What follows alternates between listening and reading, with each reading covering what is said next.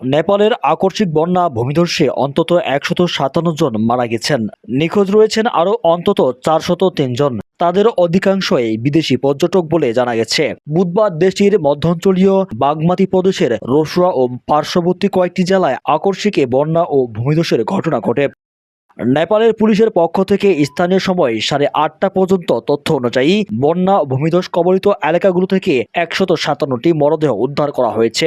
এর মধ্যে রসুয়ায় ১ জন, নোয়াকোটে ১১ জন, ধাদিংয়ে ১৮ জন, চিতওয়ানে ৩৩ জন, গোর্খায় ১৯ জন, তানাহু ৭ জন এবং নওয়ালপুরে ১১ জনের মরদেহ উদ্ধারের তথ্য পাওয়া গেছে।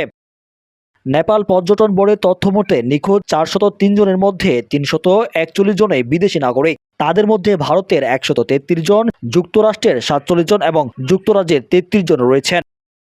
নিখোঁজ ব্যক্তিদের মধ্যে ২০০ জন নারী এবং ২০৩ জন পুরুষ।